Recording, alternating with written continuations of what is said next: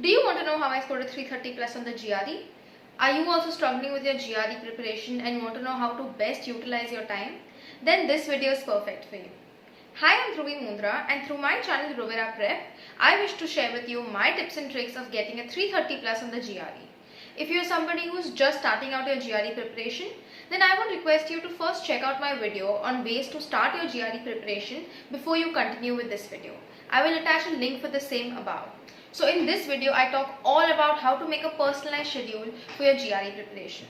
So if you're somebody who has already been preparing for a long time, even then this video is going to really benefit you if you have few weeks left for your exam and you really want to have that last boost in your score and actually want to see an improvement.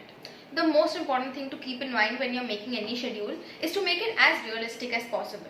We shouldn't overestimate our abilities and make a schedule where we have crammed ourselves up so much that we can't even stick to it.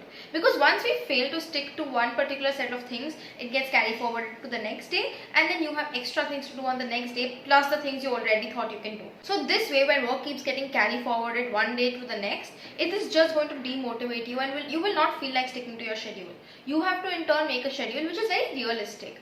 And in turn, when you make a schedule which is realistic, where you actually don't overburden yourself with too many things and you can actually check all your boxes off by the end of the day, the motivation and satisfaction that you will get by actually checking off all the boxes is going to be so unreal, and it's going to be really helpful to actually finish off your targets on time.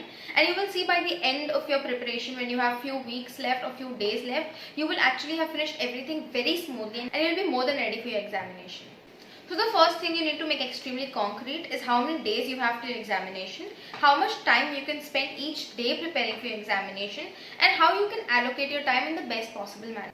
For me personally, I had 2 months before my GRE exam and I could dedicate around 3 to 4 hours per day for the GRE.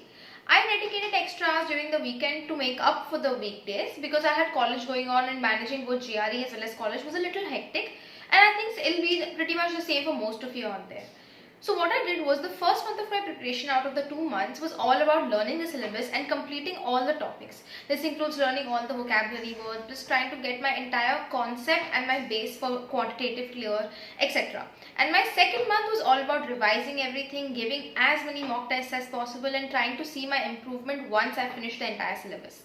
So ideally a 1:1 ratio for your preparation and your revision should be good enough. So if you have 3 months, 45 days for preparation and 45 for revision should be good enough. But if you have a longer time, then I would say the faster you finish your syllabus, the more time you will have to polish everything and to actually see where you really need to work again once you've done your syllabus. So you can cater that according to your wish, but what is more important is you have all of this sorted out before you make your schedule.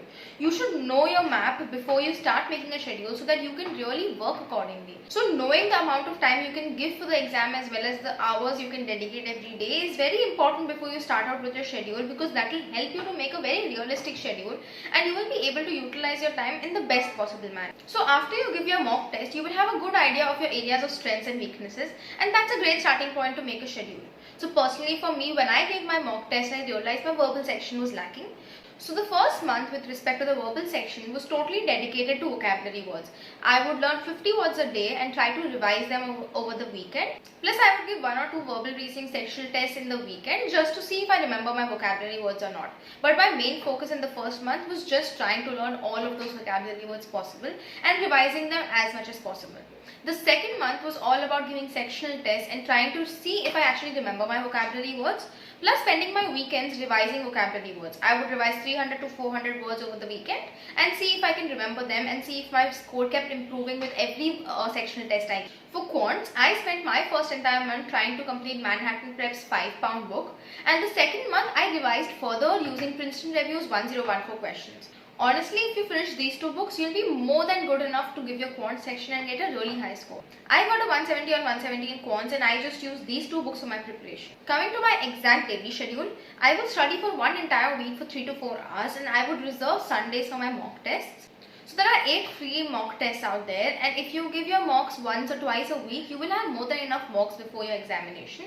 One thing you should keep in mind while giving your mock test is that you should attempt the entire exam at once, and you should also attempt the analytical sections, although they are not graded in your mock tests.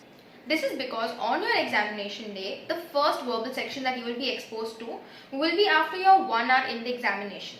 And you need to be prepared to keep your concentration high enough after 1 hour of analytical section writing as well. Also, one more important thing to keep in mind while you're giving your mock test is to try to give it at the exact same time you would give your actual exam.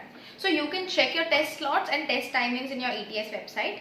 So for me, my exact test timing was 10 a.m. and I made sure that every Sunday when I took a mock, I would take it at 10 a.m. exactly. Doing this has really helped my brain get accustomed to working really sharp at 10 a.m. and not getting tired during the 4 hours after that.